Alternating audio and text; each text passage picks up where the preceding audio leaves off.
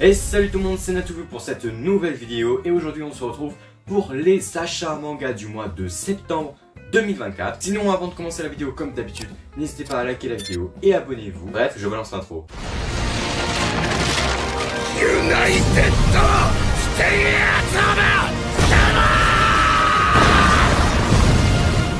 Donc on commence tout de suite avec les sorties du mois, donc les mangas qui sont sortis ce mois-ci. C'est pas compliqué à comprendre. Donc on commence avec le tome 12 de Kaiju numéro 8.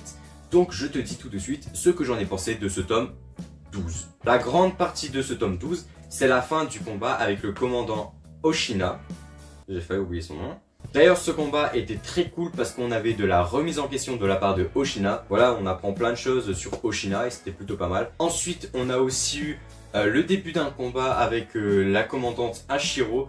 D'ailleurs, on a aussi eu une petite partie de flashback avec ce personnage. Et pour conclure avec ce tome 12, parce que ouais, c'était surtout de la baston ce tome 12, pour conclure, j'ai très hâte de connaître la suite dans le tome 13. Parce qu'à la fin de ce tome 12, on se dit qu'en fait, nos personnages sont clairement dans la merde. Donc j'ai très hâte que le tome 13 sorte.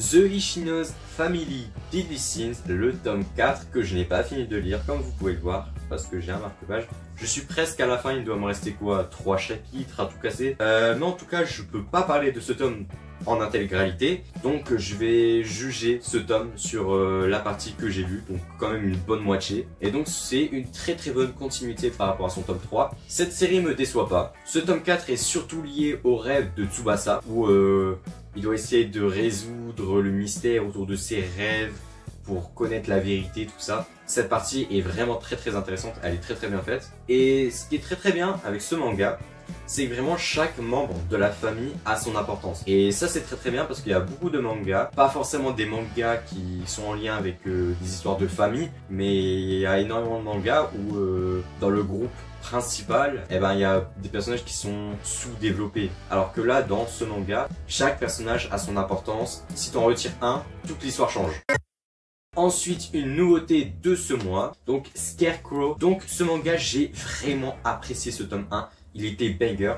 Franchement, je vous dis la vérité. C'est un des meilleurs tomes 1 que j'ai lu de ma vie. Donc, comme c'est le début de cette série, je vais éviter de trop rentrer dans les détails pour éviter de spoil. Mais en tout cas, pour vous donner un petit contexte de ce manga, en fait, c'est un peuple qui se font attaquer par les crows, donc qui sont des espèces de corbeaux, mais beaucoup plus puissants. Et donc, il y avait une légende par rapport à ce peuple où il y avait des scarecrows. Et les scarecrows, c'est ceux qui s'occupaient des crows, donc qui les tuaient, tout ça. Et donc là, on est... Si je me rappelle bien du lore, on est à peu près 70 ans après les Scarecrows, donc il n'y en a plus du tout. Et puis notre protagoniste, donc la princesse de un des peuples du pays, elle croit à la légende des Scarecrows. Parce que comme les Scarecrows, ils n'existent plus, tout le monde croit que c'est une légende. Mais en fait non, ce n'est pas une légende, ils existent bel et bien. Et la princesse veut un peu chercher à découvrir des choses sur eux, à faire des recherches pour voir s'il y en a qui sont encore en vie et tout. Et jusqu'à ce qu'elle tombe sur un Scarecrow, donc le personnage qui est sur la cover, donc c'est le Scarecrow qu'elle va rencontrer. Et je pense que si j'en dis plus, je risque de spoiler. Donc je vais m'arrêter là. En tout cas c'est vraiment un des meilleurs tomes 1 que j'ai lu. C'est très bien dessiné. Donc le secret de Scarecrow, une vraie masterclass. N'hésitez pas à découvrir ce manga, vraiment. Si vous le voyez en magasin et vous savez pas quoi faire de votre argent, achetez ça. C'est incroyable. Ensuite, le tome 4 de Dinosaur Sanctuary. J'ai très apprécié ce tome également. J'ai beaucoup aimé la partie à peu près vers le milieu du tome où il y a eu une petite partie course-poursuite avec un dinosaure. C'est-à-dire pas un dinosaure qui court après les personnages, mais du style c'est un dinosaure qui s'est échappé du parc et puis nos personnages principaux vont essayer de le récupérer pour le réintégrer au parc. J'ai beaucoup aimé cette partie-là. Le début de ce tome, c'est surtout sur la fin du flashback de Igarashi. Donc c'était la fin de son flashback à Blue World. Et la dernière partie, je la trouve un peu floue parce qu'il n'y a pas vraiment d'informations. Donc c'est sûr on en apprendra plus dans le tome 5. Mais ça m'intrigue. Donc j'ai hâte de savoir la suite dans le tome 5. Je pense que j'ai fait le tour de ce tome 4 de Dinosaur Sanctuary. Roster Fighter, le tome 7, quel bordel. Quand je dis bordel, c'est pas bordel du style c'est pas bien, mais bordel du style c'est vraiment le bordel là-dedans. Ça part dans tous les sens, des transformations, des pouvoirs et tout. Vraiment, Roster Fighter prend une tournure qui est très radicale, mais qui fonctionne très très bien. Ce que j'ai à reprocher de ce tome 7 de Roster Fighter, c'est qu'à un moment, 2 personnages avaient l'occasion de mourir, et ça je trouve ça dommage. Ça aurait pu faire une conclusion satisfaisante à ces 2 personnages, les personnages qui allaient mourir et les liens entre les personnages vivants, et bah ça aurait pu être plutôt pas mal que les 2 personnages qui sont censés mourir meurent. Comme ça les personnages qui sont vivants, ils ont un développement de personnage. Un manga n'a pas forcément besoin de 36 000 morts, donc en soi je peux comprendre, mais voilà, c'est vraiment dommage.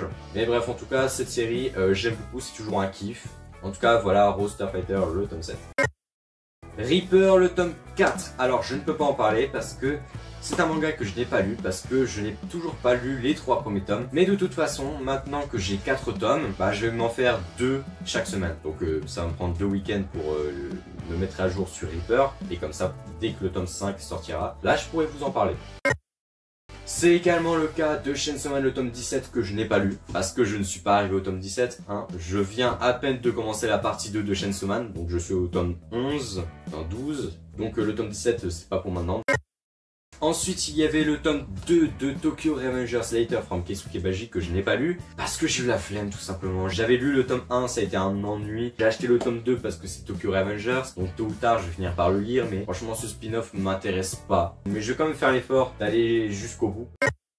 Après il y a Knit in Life, le tome 1, par le même auteur que Poison City. Donc je ne l'ai pas lu, pour la simple et bonne raison que le manga sera terminé en 2 tomes. Donc j'attends que le tome 2 sorte, comme ça je lirai le tome 1 et 2 d'un coup. Donc c'est la raison de pourquoi je n'ai pas lu ce tome. Donc j'attendrai le tome 2 et comme j'ai dit, je vais lire les 2 d'un coup, voilà. Dans le même cas, One Operation Joker, donc le manga sur le Joker, c'est la même raison que Knit in Life. Je le lirai quand la série sera complète parce que One Operation Joker sera complet au tome 3. Donc j'attends la sortie du tome 2 et 3. Comme ça, je m'enchaîne les 3 d'un coup. Comme Knit in Life, hein, je vais attendre que la série sera complète. Voilà. Ensuite, Kindergarten Wars, le tome 4, je ne l'ai pas lu pour la simple et bonne raison que je l'ai acheté aujourd'hui. Voilà, donc j'ai pas vraiment d'explication de plus à donner, je l'ai acheté aujourd'hui. Je peux pas le lire maintenant entre le lycée, le tournage de cette vidéo, le montage que j'ai à faire après, ce qui fait que je n'ai pas réussi à trouver un moment pour lire le tome 4 de Kindergarten Wars. Mais en tout cas, c'est dans ma pile de lecture, je vais le lire très prochainement. Et pour finir avec les sorties du mois, le tome 5 de l'édition Full Color de Dragon Ball. Voilà, je m'en passe, c'est vraiment Full Color. Je n'ai pas pu le lire encore une fois. Hein. Je lis les Dragon Ball chez mon père. Et puis, je suis au tome 2 de l'édition couleur. Donc le tome 5, vous vous doutez bien, c'est pas pour maintenant. Il faut d'abord que je lis le 3 et le 4. Enfin, des explications. Donc là, nous avons fini avec les sorties manga. On passe tout de suite au complétage.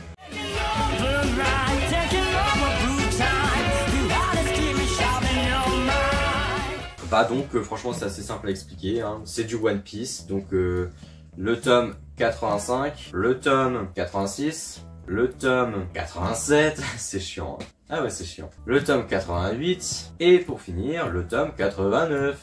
Ce qui fait que j'ai presque tous les One Piece. Il me manque du tome 90 au tome 99 parce que du tome 100 au 107 je les ai. Donc ce qui fait qu'il me manque uniquement 10 tomes. Donc cette vidéo est terminée, je me répète, likez la vidéo, abonnez-vous, partagez cette vidéo si jamais elle t'a plu, activez la cloche des notifications, voilà je crois que j'ai fait le tour. Sinon fin de la vidéo, c'était moi et bref, ciao.